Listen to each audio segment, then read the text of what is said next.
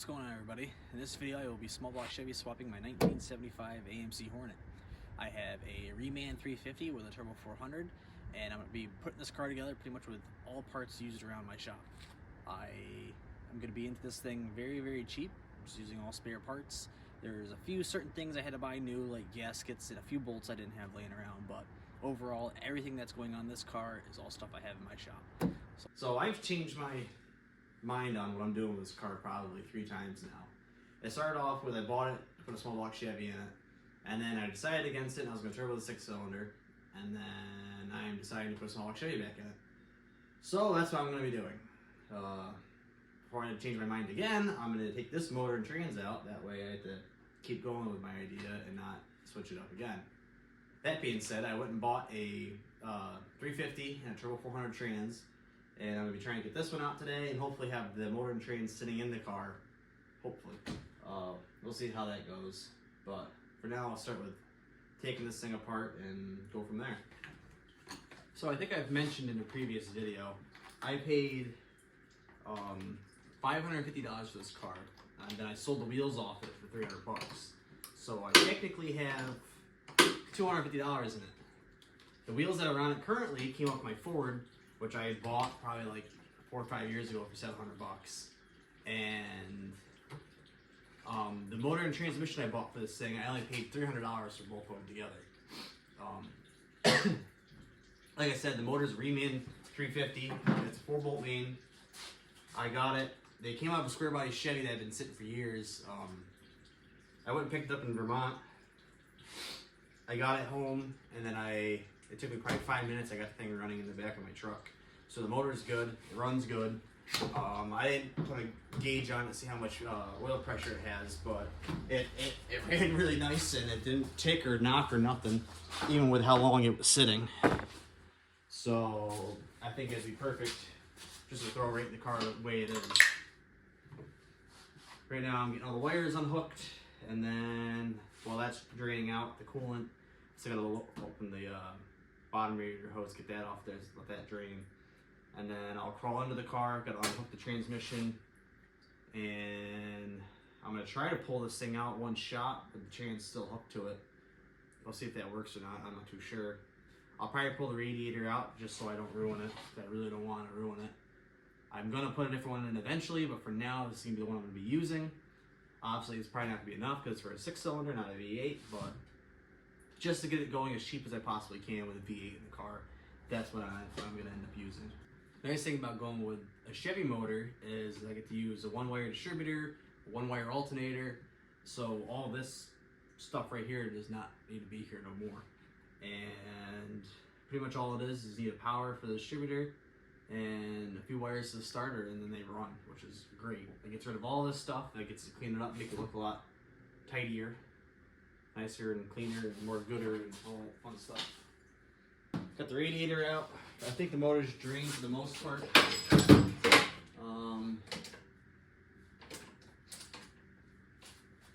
I need to get this motor mount bolt out, unhook the linkage for the throttle and the kickdown, I believe. Actually, no, the kickdown can stay. So that's hooked to the transmission. We're taking the motor and transmission out together. I might have to take the fan off just to give me a little extra clearance. Not too sure yet on that one. So I believe I have everything unhooked on the top side here. I got the car jacked up now. I'm going to climb underneath it and unhook the transmission cross member, and this thing should be ready to pull out then. I got the motor all unhooked and it's starting to come out. I forgot to hit play in the camera, but you didn't really miss much. It was wedged up on the motor mounts. I got them free right now, so should be ready to come out.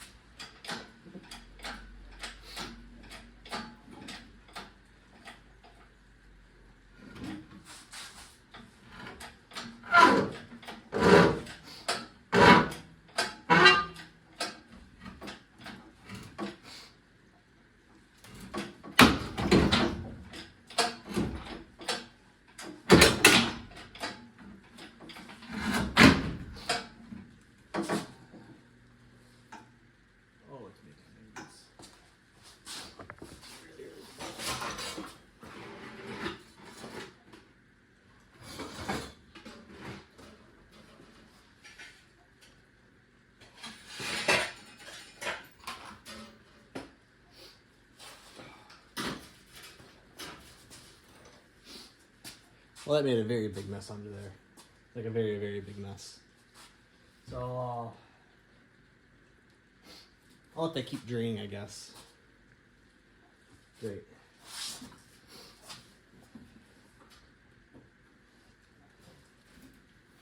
Just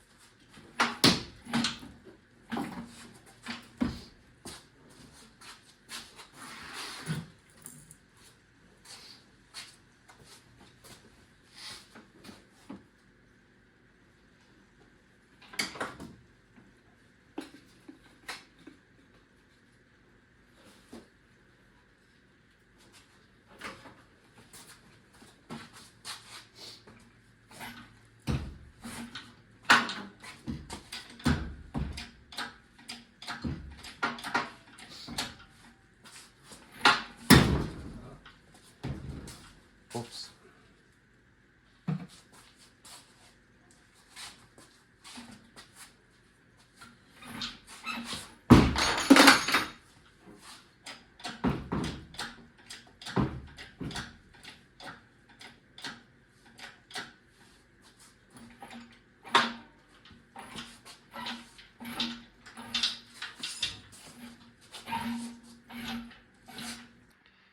Well, motor's all out now. I have no idea where I'm gonna put it. I didn't think that part through. As you can see, I made a little bit of a mess down there with the transmission fluid. I thought I had it drained out enough, so it didn't do that, but I guess I was wrong. So I'm gonna get this motor put somewhere so it's out of my way, and then get the 350 out of the back of my truck and see if we can slip it down in here and see if it makes some mounts work. So I didn't show it, but I did have the motor and trans set down in the car, and I've noticed I need to notch this cross member out right here. I'm just gonna cut the high spot out of it and pretty much make it flat across. And once that's out of the way, the motor should be able to sit down a little lower, and then my distributor cap should clear up here. Other than that, what I've noticed is there's really no room to make motor mounts for this thing. They sit like right here, and they pretty much line up with absolutely nothing. So I have this piece of metal. I couldn't tell you where I got it from, but these tubes are the same width as it is in here. So I can put a bolt through this and bolt it to there, and then I'll make some sort of stand off of that.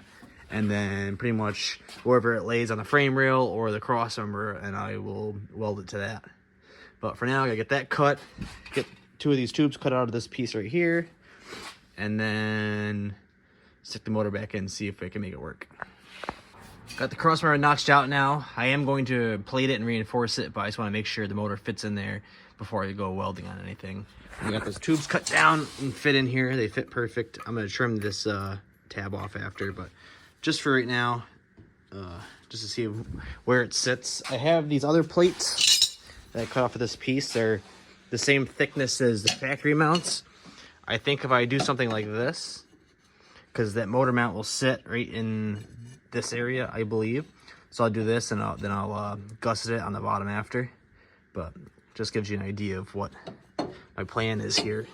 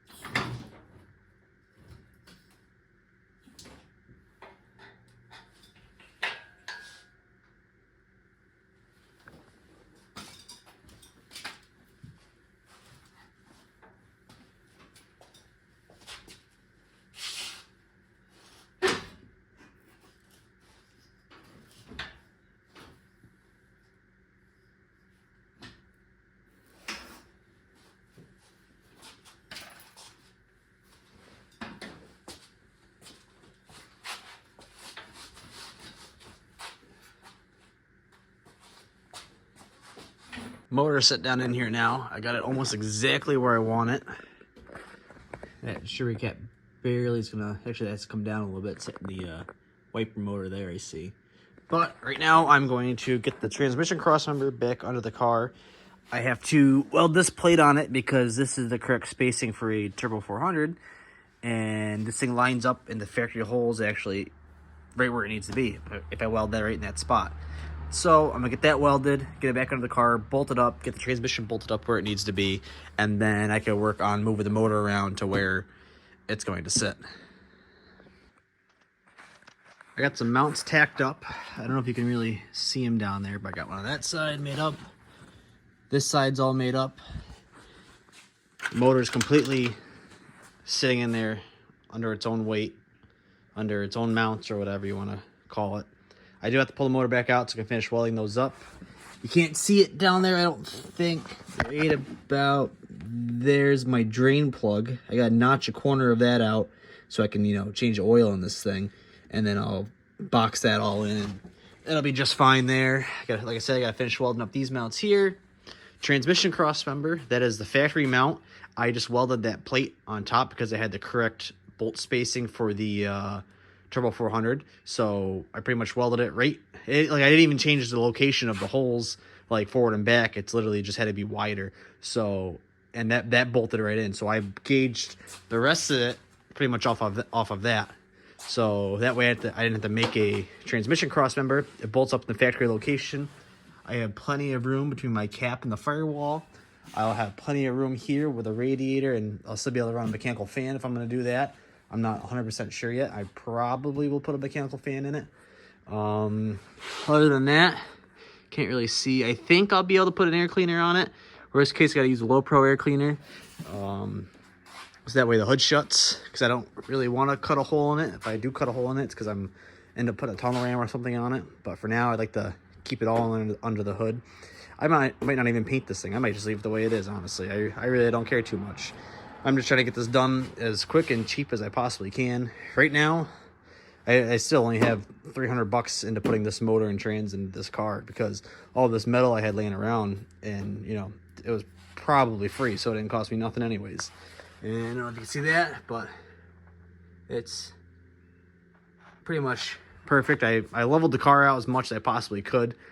And then, but you know, everywhere as you measure, it's somewhat different, but at least the motor is completely level with the ground, and the car, I made sure I measured off of here and back there, and the car matches the point on that thing as well. So everything is perfectly level. Well, should be perfectly level. If it's off a little bit, you'd never notice it unless you stare at the thing for 15 minutes, and then every point you look off of, it's not like everything's symmetrical under here, so you're kind of just guessing. But the transmission, like I said, is bolted up exactly in the factory location, and then I pretty much just gauge the front of the motor off of that. That way everything is straight where it needs to be. So I'm gonna get this thing all unbolted, pull it back out from here, and then finish welding everything up. Then it should be able to go back in for the last time and stay in there. Other than that, I gotta make sure I have a set of headers that fit this thing. I have one, I don't know where I put it. Right there. That header fits on this side. I think I have a header that's gonna fit this side. I'm not 100% sure yet. I'm gonna try that right now before I take the motor back out. Just so I know I have something that's gonna work. And then if not, then I'll figure it out. I got a whole bunch of headers upstairs. I'm sure I can find something that'll fit in there. It's honestly a pretty big gap, more than most cars, so not too worried about that. Got the mounts all done. They do not look the prettiest, so don't look too close at them, but they work. The motor sits in there perfectly level, so it's not even, I made sure, like I said, I made sure the car was level, and I leveled the motor to that, and it is as perfect as I could possibly get it. And same with the straightness. It's as straight as it could possibly be. Like I said, I used the factory transmission mount and location and everything, so I pretty much bolted the transmission up there, and then I centered the motor to wherever it needed to sit. So yeah, that's ready now. Gonna pick the motor back up, put it back in there, and then it'll be bolted in for the last time, hopefully. I gotta see if I can get my headers to fit still.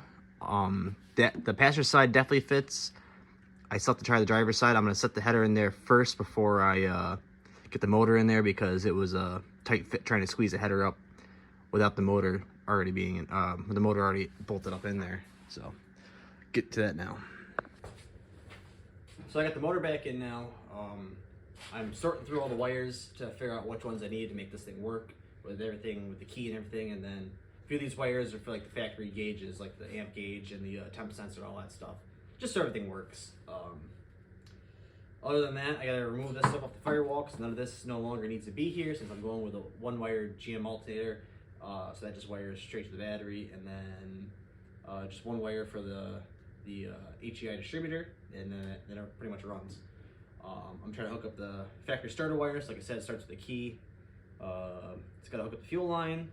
I'm gonna put the 6-cylinder radiator back in it just for now. Eventually I'll get a V8 radiator, but I'm just trying to get it done as quick as I possibly can, pretty much, so it's a driving car again. Like I said, I gotta remove this stuff. It's still hooked to the engine crane, because I might need to lift the motor up to get that header on that side in. I seem to have misplaced the header, even though I had it out here yesterday. So I gotta figure out where I put that so I can get that fit in there. yeah, about it. Hopefully I'll be driving it this weekend. I haven't really put that many hours into this thing, honestly, but I keep jumping back and forth on it, like a little bit here, a little bit there each day, because I've been busy doing a million other things. But I'm hoping by the weekend this thing's running and driving. It's currently Wednesday, and I think it should be done by then.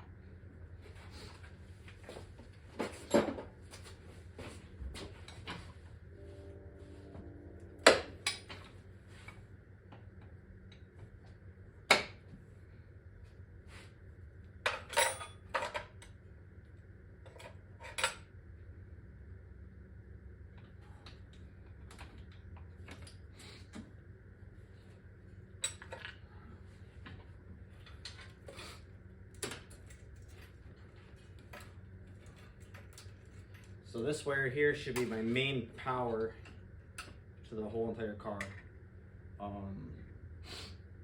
Cut the end off of this, and so I can put this in the starter, and then I believe this green wire here is my starter trigger. Yeah.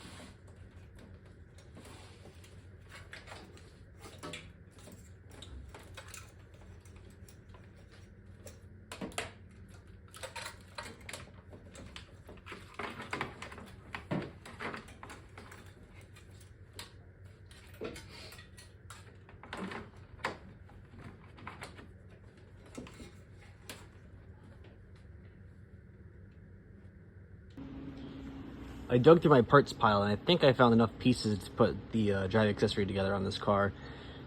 These are for a serpentine belt, but I believe I can use one of these grooves for the alternator. So I'll put all this stuff on there, and hopefully I can make that work. If not, then I'll figure something else out. I do have more pulleys, but this was the only matching set I had. So maybe I can make something else work if this doesn't work, but I'll figure that out when we get there.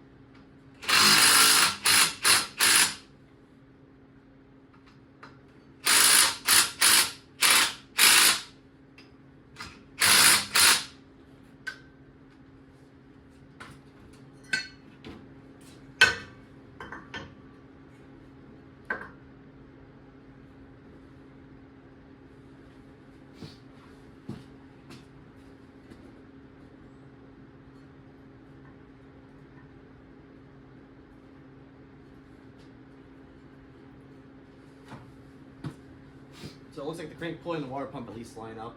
I gotta get the alternator bracket on here, make sure the alternator line up with it as well. And then I gotta find bolts for everything. I had to change a few things around. I ended up finding a different crank pulley that works with my alternator, but now I can't find a water pump pulley that works with everything else. I'm gonna keep looking. If not, I'll probably have to buy one. I'd rather not buy one, but if I have to, I will. My buddy down the road, he might have one as well, so I might call him and see if he's got anything. This is what I'm working with so far. I ended up just using that serpentine belt water pump for now. I don't think it's gonna work this way, but it's at least enough to say I got something on there for now, just so if I do run it longer than a few minutes, you know, the water pump will at least still be spinning once I get a radiator and everything in it. So this header over here, I don't know if I mentioned it, this header fits just fine. This side I need to trim the lower crossmember down here just very little bit, and then because my header, the bolt hole goes like right here and it needs to be there obviously, so I only need to go just a little bit more, and this side header is going to work. The radiator, I don't think the radiator is going to work. I have one out of my wagon. I'm going to see if that will fit in here. If it does, I'll make some brackets and use that for now. And as far as a mechanical fan, I hope I can put one on it. I'm not too sure yet. I'll figure that out once I dig around here and find one and try it on it. But for now, it might need an electric fan. I'm not too sure on that. But I'll keep plugging away at this thing and get everything hooked up little by little. So here's another update. I got a top hose made to fit this thing. Now I'm working on fitting a bottom hose. Other than that, I got a notch across member to fit this header, put the dry shaft and shifter in it, and then it should be ready to start up and move under its own power. Finally getting close to the end. I got the dry shaft in now. I have a pile of dry shafts back there, and I pretty much dug through them until I found one that fit close enough, and then I took a yoke for a 4L60 transmission because they're the same as Turbo 400, which is what's in this car. So I was able to use the yoke off a dry shaft I had, ended up using a dry shaft I already had, and then I found a combination U-joint that I already had. So the whole entire dry shaft setup was pretty much free for the car, which is great. So that's in. I got to put the shifter in still. The biggest issue was the driver's side header. So I ruined probably 3 driver's side headers to get this to work. The first attempt, I was trying to hit the tubes in order to make them clear the crossmember down there, which was just not working. I pretty much destroyed them. So I figured I'll take the least destroyed header and I'll cut it apart.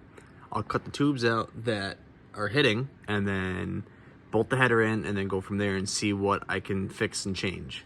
So I cut out the center tube, this one right here, and the front one. The front one didn't need to be cut out because it wasn't hitting nothing, but the tube that went across here was pretty mangled up. So I cut it out anyways because it needed to be repaired.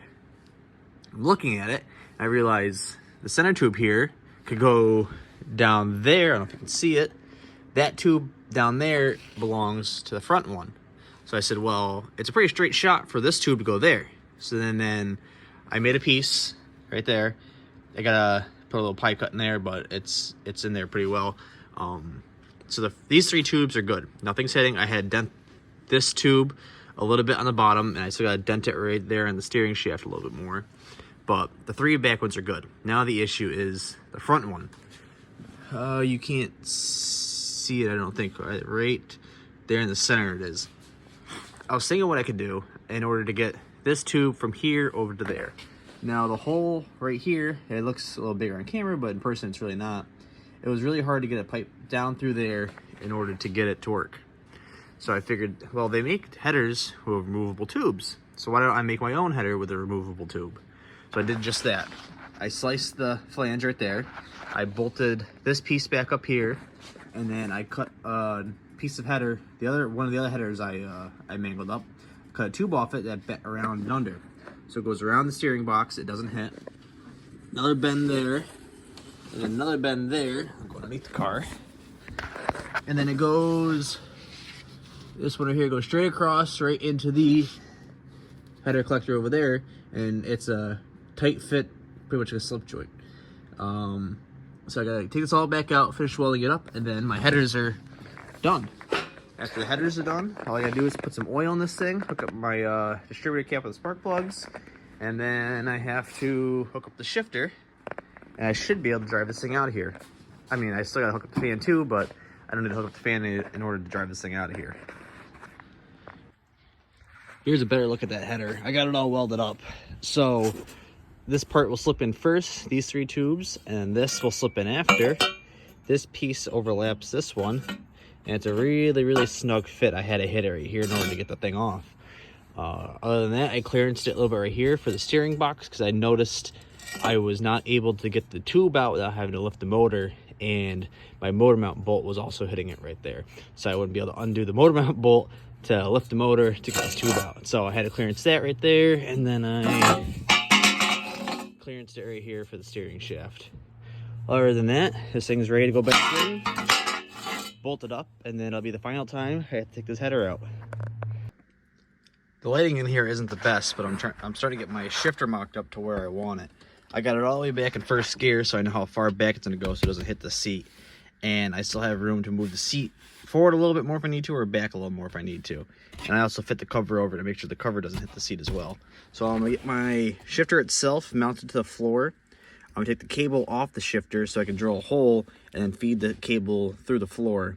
That way I don't have to take apart this end. I don't want to take none of this apart because this is already set up for a Turbo 400. So I'm going to undo it from this side instead.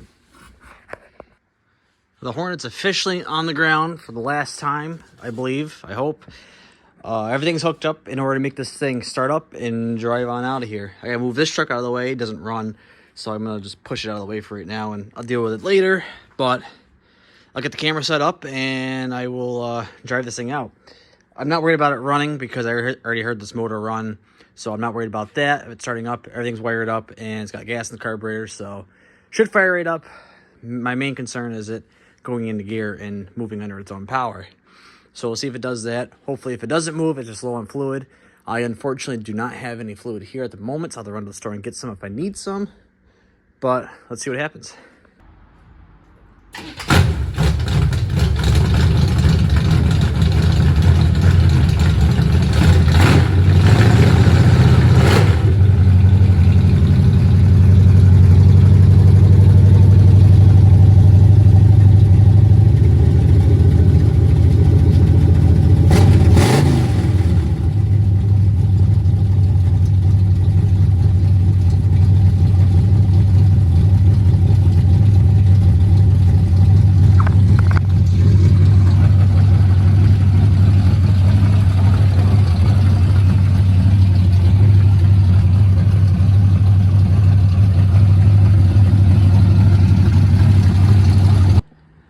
Well, there you have it. I fired up and drove out of the garage the first time, Chevy powered, which is pretty cool. I still got a few little things here and there. I got a few wires over there. I got hooked to some dummy lights, and I got to put the hood on. I got to get a fan on it. Other than that, I think a few of these wheels don't have all the lug nuts, but this is gonna be it for this video. All that stuff is not really anything too exciting to video. I did get the tires switched over. I had these old bias splies that I got for free, and they actually fit perfectly. They are the equivalent to a 275/60, which is perfect because I always pick up a bunch of 275/60s at swap meets throughout the spring and summer, so I'll have plenty of spares for this car, luckily. Other than that, I gotta get the cover on the shifter. I'll do something about the seat because it's actually missing quite a bit of foam right there. You sit pretty low in the thing. My cable is really stiff. I'm not too sure why. I have to figure that one out. But yeah, that's it. It only took me probably a little over a week, but I didn't work on it full time. I did a little bit here, a little bit there, and now I have a small block Chevy swapped AMC Hornet. Well, thanks for watching, and I will see you in the next one.